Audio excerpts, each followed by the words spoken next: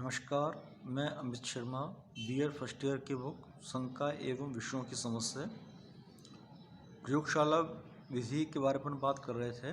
आज अपन प्रयोगशाला विधि के जो कार्य हैं गुण हैं उसके बारे में अध्ययन करेंगे।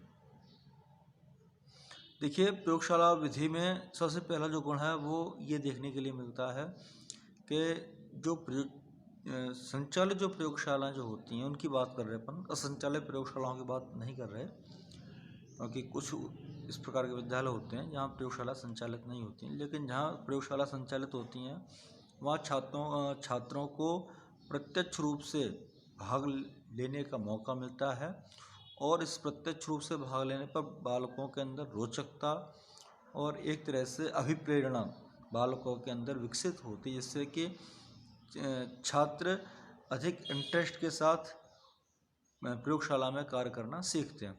दूसरी पर बात करते हैं, ये प्रयोगशाला जो विधि है वो छात्रों के अंदर रचनात्मकता और स्वतंत्र रूप से कार्य करने की क्षमता का विकास करती है। ये जो प्रयोगशाला विधि है, इस प्रयोगशाला विधि से बालकों के अंदर रचनात्मकता की बात आती है। रचनात्मकता का मतलब समथिंग न्यू और समथिंग डिफरेंट, जो अब तक बच्चों ने शायद नहीं पढ़ा उसके बारे में बालक पढ़ने की कोशिश करते हैं स्वयं के द्वारा।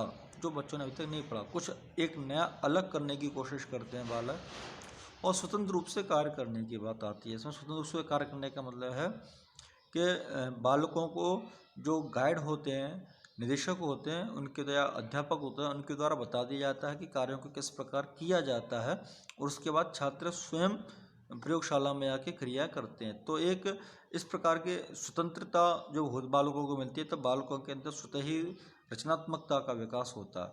अगली पर बात करते हैं, प्रयोगशाला में बालकों को कई ऐसी चीज़ों को देखने का मौका मिलता है जिन चीज़ों को बालकों ने आज तक कभी देखा नहीं हो, उनको छूने का मौका मिलता है और इससे के बालकों के अंदर एक नए अनुभव की प्राप्ति देखने को मिलती है। क्योंकि इस प्रकार की बात है, जब बालकों ने जो चीज़ नहीं देखी हो, जब उन चीज़ों को अपन देखते हैं, देखने पर जब छूने की अपन कोशिश करते हैं तो अपने अंदर एक अलग सी फीलिंग आती है और एक इंटरेस्ट भी अपने अंदर क्रिएट होता है। तो ये इस प्रकार के उस बालकों को प्राप्त होने चाहिए, नए अनुभव बालकों को प्राप्त होते हैं। जैसे कि मैं अपना बता दूँ, जब हम छोटे बच्चे थे तो अपने पास के गवर्नमेंट स्कूल में सीनियर सेकेंडरी स्कूल पढ़ने खेलने के लिए जाया करते थे ग्राउंड में। तो वहाँ पर एक जीव विज्ञान प्रयोगशाला थी और वहाँ पे एक स्केलेटन था, और एक बार गलती से हम उसमें 8th क्लास में पढ़ते थे और वहाँ अपन को एक स्केलेटन जब देखने को मिला, वास्तव में देख के डर गए। लेकिन जब मैं उसको गलती से खुली मिल गई तो उसको छूने का मौका मिला, हमें मज़ा आया। तो एक नए अनुभव बालकों को मिलता है। अगली पर बात करते हैं, समूह में कार्य करने की क्षमता का विकास होता है।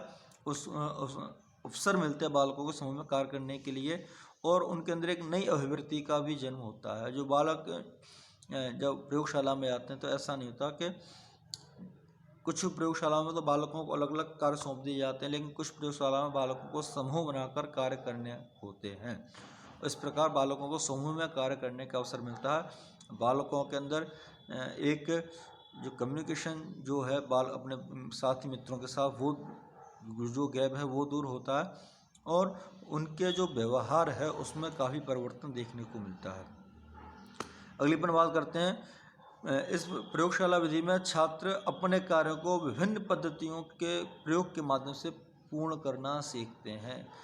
प्रयोगशाला विधि में जब बालक प्रयोगशाला में आते हैं तो बालक अपने कार्यों को एक कार्य को विभिन्न पद्धतियों के माध्यम से, विभिन्न प्रकारों के माध्यम से करना सीखते हैं। ये एक नई बात यहाँ देखने को मिलती है, क्योंकि ये अक्सर नई चीज़ आती है कि जो बालक जो हैं, जो विद्यार्थी जो हैं, वो अपने कार्यों को करते तो हैं, लेकिन एक जैसे कार्य को लगातार करने पर उनके अंदर नीरसता आती है। तो लेकिन वो क्योंकि वो एक डिफरेंट और एक नया लुक चाहते हैं, एक नई व्यवस्थाओं को चाहते हैं, इसलिए कार्य को परिवर्तित करके फिर उस कार्य को करने की व्यवस्था वो शुरू करते हैं।